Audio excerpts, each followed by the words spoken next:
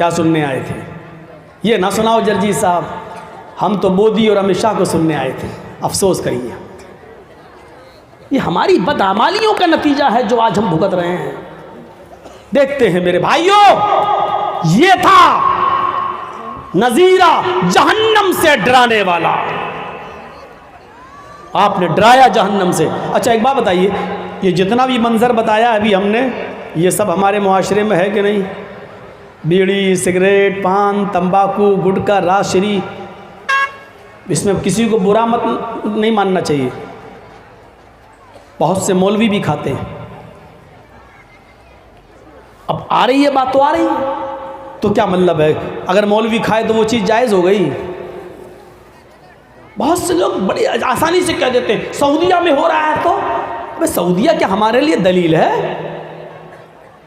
सऊदीया का बादशाह अगर नमाज ना पढ़े तो क्या मतलब हम ये कहेंगे कि हम भी नमाज, क्यों सऊदीया का बादशाह नहीं पढ़ रहा है? हमारे लिए दलील नहीं है। अगर बीड़ी, सिगरेट, पान, तंबाकू में नशा ना होता तो गवर्नमेंट सिगरेट की डिब्बी पर यह नहीं लिखती कि cigarette smoking is injurious to health. ये नहीं लिखती कि हेल्थ के लिए, तंदुरुस्ती के लिए नुकसानदेह है। जो चीज़ तंदुरुस्ती के लिए नुकसानदेह है, अल्लाह के रसूल सल्लल्लाहु अलैहि वसल्लम उसको खाने की इजाज़त कभी नहीं दे सकते हैं। जिसको तंदुरुस्ती को नबी अकरम ने हज़ार नेमत कहा हो, फिर उस तंदुरुस्ती को ख़राब करने वाली चीज़ों को हलाल या जायज़ या मकरू कह देंगे? या अकरू मकरू हमने अपने पास से निकाला है। अकरू मकरू कोई चीज़ है ही नहीं। मकरू का मतलब क्या है मालूम है? खाना तो नहीं चाहिए, अगर कोई खा ले तो हर्ज नहीं, इसका मतलब हलाल है। खाना नहीं चाहिए लेकिन अगर कोई खा ले तो गुनाह नहीं, हर्ज नहीं, इसका मतलब यह है कि नबी उसको नापसंद करते थे लेकिन उसको हराम नहीं। जैसे प्याज, कच्ची प्याज, लेकिन वो हराम नहीं है। अल्लाह के रसूल ने इतना फरमाया, तुम लोगों में से जो शख्स कच्ची प्याज या कच्चा लहसुन खा ले उसको हमारी मस्जिद में नहीं जाना चाहिए, नमाज में नहीं। क्यों? कच्ची प्याज या कच्चा लहसुन से बदबू आती है और फरिश्तों को वो बदबू बुरी लगती है। तो अल्लाह के रसूल ने सिर्फ मना, खाने से मना नहीं किया, बल्कि क्या कहा? खाकर हमारी मस्जिद में न जाओ। 1 बजे अगर ज़ोहर की अज़ान होती है तो 12 बजे आप खा लीजिए, आधे घंटे में ठीक हो जाएगी। 20-25 मिनट उसकी बू रहती है। या फिर ज़ोहर के बाद, नमाज पढ़ने के बाद आइए, खाना खाइए, उसके बाद आप खा लीजिए। मकरू नहीं का, हलाल है, लेकिन सिर्फ नमाज के लिए जाने के लिए, खाकर जाने के लिए मना किया। अब इसमें कोई कहते प्याज मकरू है, मकरू नहीं, प्याज हलाल है। कच्ची प्याज, कच्चा लहसुन, कच्ची मूली हलाल है, लेकिन कच्ची प्याज, कच्चा लहसुन, कच्ची मूली, ये चीज़ों से बदबू आती है, हम मस्जिद में खाकर नहीं जा सकते हैं। अब सोचो, जब प्याज और लहसुन खाकर नहीं जा सकते तो बीड़ी पी के जा सकते हैं? चलो फैसला कर लो। बहुत से तो मौलवी हमने ऐसे देखे, बंगाली में अजान हो रही है, उनको नमाज भी पढ़ाना जल्दी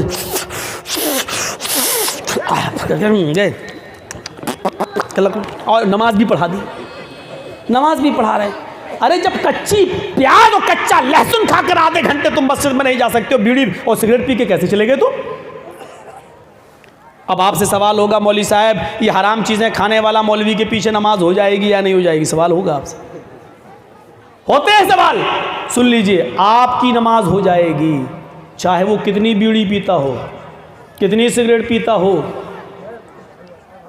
आप उसके पीछे नमाज पढ़ रहे हैं, आपकी नमाज हो जाएगी। लेकिन जितने लोग नमाज पढ़ रहे हैं उतने लोगों का गुनाह उस मौलवी के सर पे लादा जाएगा जो उनकी इमामत कर रहा है।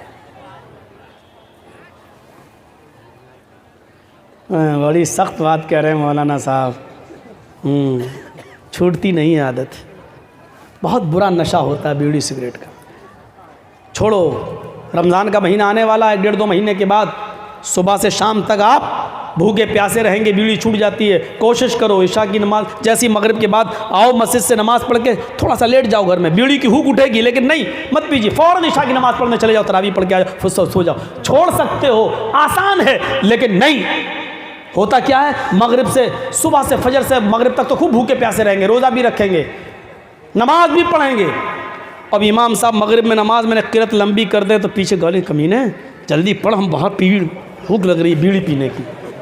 अगर कहीं उन्होंने पढ़ अलिफ लाम मीम ज़ालिकल किताब बोला, कुल दिल में हो रहा कुल वल्लाह पढ़ ले, नाते ना पढ़ ले, इतनी लंबी सूरत। अब जैसे ही नमाज पढ़ी अस्सलाम वालेकुम रहमतुल्लाह, अस्सलाम वालेकुम रहमतुल्लाह, फौरन भागेंगे बाहर, निकालेंगे माचिस। दिन भर जिसको छोड़ा, रोजा इफ्तार के बाद सबसे पहला खाना नहीं खाएंगे घर आके, बीड़ी सिगरेट नहीं छोड़ो। रमजान के महीने में भी अगर आप इसको नहीं छोड़ सकते तो किस महीने में छोड़ेंगे? सोचिए। नजीरा जहन्नम के अजाब से डराने वाला बनाकर भेजा। कैसे डराया आपने? जहन्नम को 1000 साल तक जलाया गया तो जहन्नम सफेद हो गई, फिर 1000 साल तक और जलाया तो जहन्नम सुर्ख हो गई, फिर 1000 साल तक जहन्नम को अल्लाह ताला ने और जलाया तो वो जहन्नम स्याह बिल्कुल ब्लैक और काली हो गई, और आज भी काली है।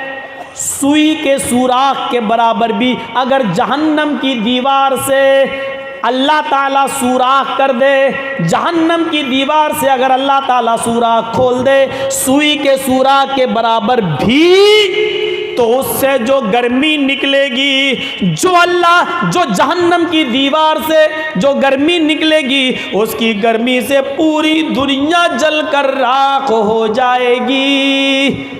अंदाज़ा लगाओ, सुई के सुराख के बराबर अगर दीवार में सांस हो जाए, उसकी गर्मी से पूरी दुनिया जलकर राख हो रही हो, तो वो जहन्नम की आग कितनी खतरनाक होगी। अल्लाह के नबी ने ये भी फरमाया, एक लम्हा जहन्नम में डालकर किसी को निकाल लो, ऐसे डालो ऐसे निकाल लो। हालांकि ये भी ज़्यादा हो गया, एक लम्हा 1 सेकंड का 10वां हिस्सा होता है, एक लम्हा, ये भी ज़्यादा हो गया।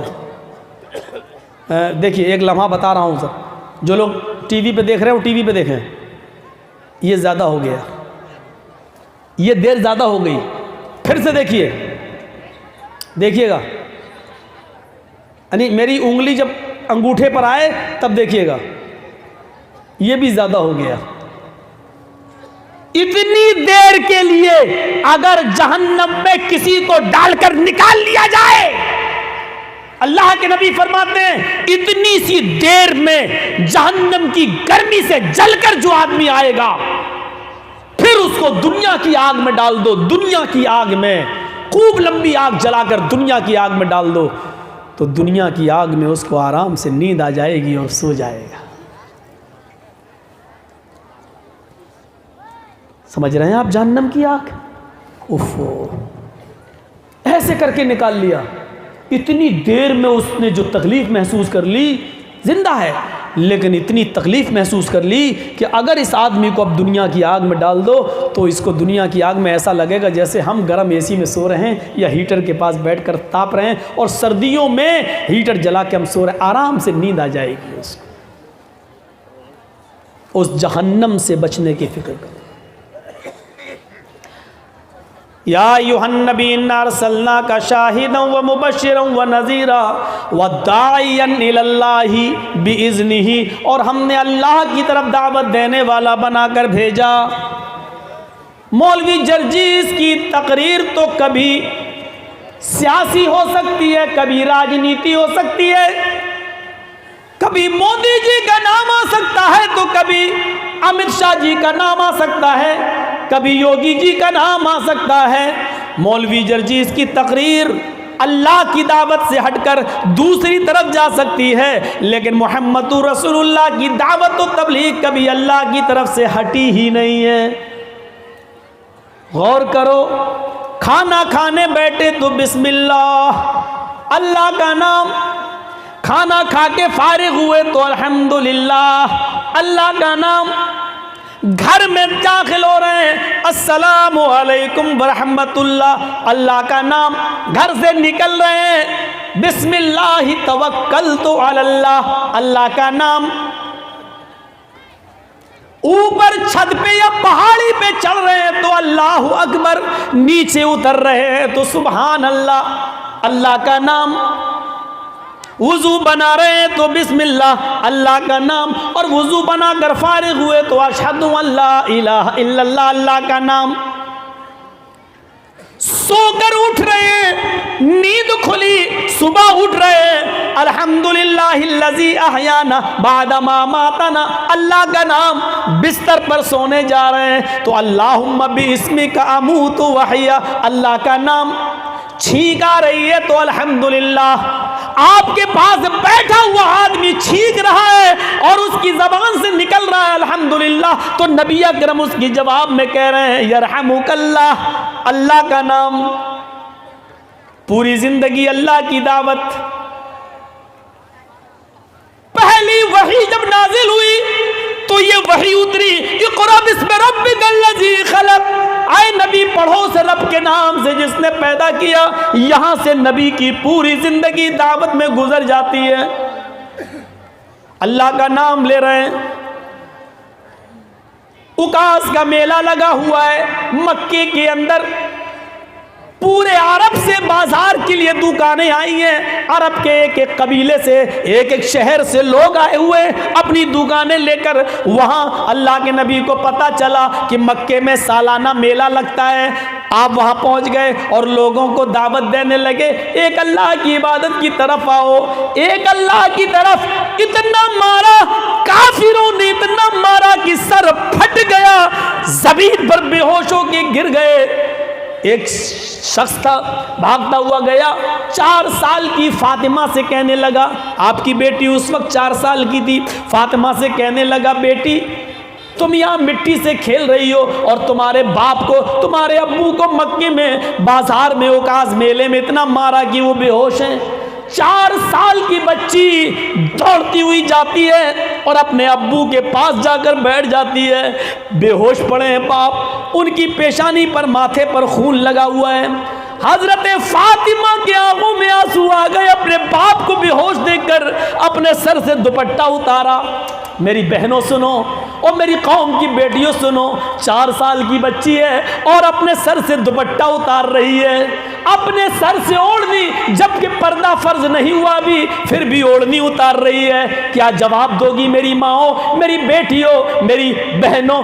कयामत के दिन फातिमा को कैसे मुंह दिखाओगी कि 18 और 20 साल और 22 साल की जवान बेटियां भी आज सरों पे दुपट्टे नहीं रख रही हैं और नंगे सर स्कूलों कॉलेजों में जा रही हो। कल कयामत के दिन तुम अपनी जन्नत की सरदार फातिमा को क्या मुंह दिखाओगी, कैसे जवाब दोगी? ये तुम्हें सोचना पड़ेगा। मेरी बहनों सुनो और मेरे भाइयों, 4 साल की बेटी, पर्दा भी फर्ज नहीं, लेकिन ओढ़नी उतार कर अपने बाप के सर से खून पोंछ रही है, अपने बाप के सर से खून साफ कर रही है और रो रही हैं, आंखों से आंसू गिरता है नबी अकरम के गाल पर। सुनो, आंसू पोंछती, खून साफ करती हैं। मक्के के लोगों में भीड़ लगी हुई है। लो, पूरे घराने में, खानदान में कोई नहीं आया, मोहम्मद का हिमायती, ये 4 साल की लड़की आई है, ये 4 साल की बेटी आई है। मोहम्मद, तेरे खानदान वाले कहाँ मर गए जो तुझे बचाने नहीं आ रहे हैं? और 4 साल की ये बच्ची चीख कर कहती है, ओ मक्के वालों, तुमने मेरे उस बाप को मारा है, तुमने मेरे उस बाप को मारा है। उसका जुर्म सिर्फ इतना है कि उसने ये कहा कि एक अल्लाह की इबादत करो। तुमने मेरे उस बाप को आज मारा है कि जिसने कभी आज तक जिंदगी में झूठ नहीं बोला।